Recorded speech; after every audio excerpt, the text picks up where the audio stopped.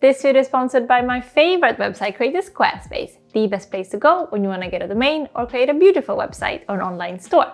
Do you feel pretty right now or downright ugly? Here we go, another video in my ugly series to remind ourselves to stop being so goddamn self-critical. Hopefully, by talking about the different weird reasons why we have this strange idea that we're not beautiful, we will have an easier time simply ignoring them. Here are another 5 of them, 5 weird reasons why we don't feel like we look good. Okay, let's start with a truly weird one, the still photography. When we see our own faces and bodies in still shots compared to how the rest of the world is seeing us in motion, we are way more critical. This is not because we truly are ugly, it's because of a strange little thing our brains do when looking at a motionless face. It tries to find features that stand out to easier recognize the face among all other faces. So, what does the brain single out? The imperfections and quirks. So when looking at still photos of ourselves, our brain will automatically jump into hypercritical mode. But if you could see yourself as others do, walking around, smiling, talking, being your charming, gorgeous, real-life self, you would have other things to single out. Don't trust photos, they always lie, one way or another. We're not motionless 2D creatures, we are flamboyant and gorgeous 4D creatures. I think we've all been through this, that one mean insult that just got stuck. Hearing one or many negative things about the way we look when we were kids or teens, it can really fuck us up as adults, can't it?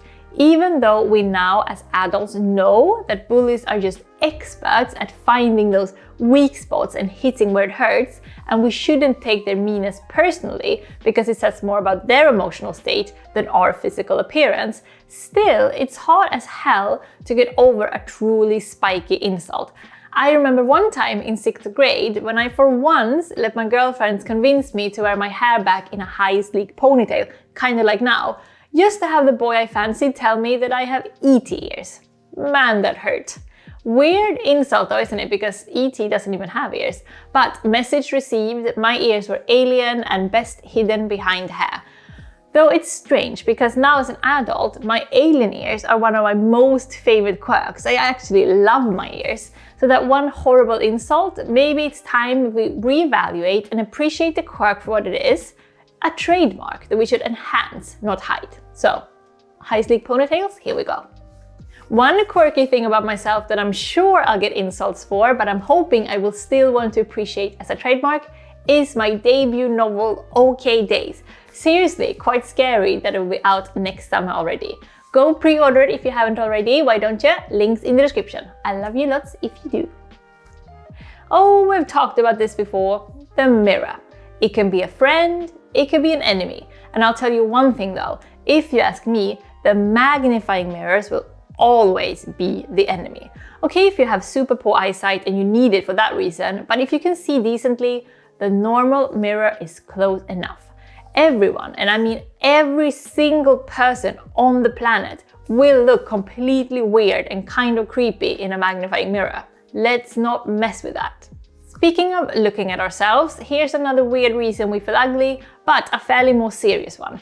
I'm talking about our fixations. Maybe you don't have any, and in that case, good for you, but I think most of us at one time or another will start obsessing over a flaw and not be able to let it go.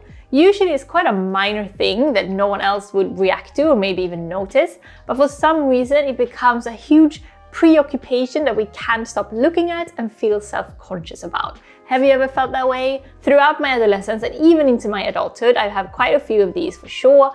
And this is a tricky one because I feel like the other things on this list, just by identifying them and talking about them, we can quite easily get over it. But with the fixations, it's not just like that we can stop just like that.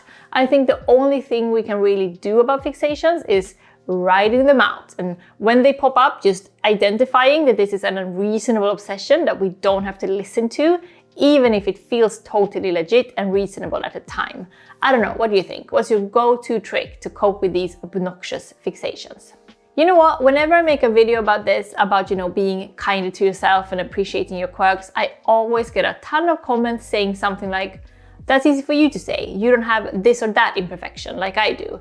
as if we don't all have imperfections we worry about. And sure, some quirks are more or less subtle than others, and some people are more or less self-critical than others, but I think this is one thing that we can all relate to, and it's kind of terrific to realize that if she can feel pretty despite her imperfections, it probably means that I too can feel pretty with my imperfections. And honestly, most days I do feel kind of pretty, and that means that probably you could too. I don't know, don't you think? We just need to stop listening to all the bullshit and comparing ourselves too closely to fashion mags and Insta photos. I mean, we're all weird looking, but we're still super hot females or males or none of the above. That's how I feel, but I want to hear from you guys. When do you feel at your most self-critical? In photos or in the mirror or when you're PMSing or some other time? Whenever it is, life's too short, sis. Let's just enjoy our gorgeous selves right now when we have the chance and be good teammates to each other. Oh, and if you want to be on my team, my debut novel OK Days is now available to pre-order, links in the description. Do give me a thumbs up if you like this video and feel free to click subscribe if you're new to my channel. Okay, see you soon, loves.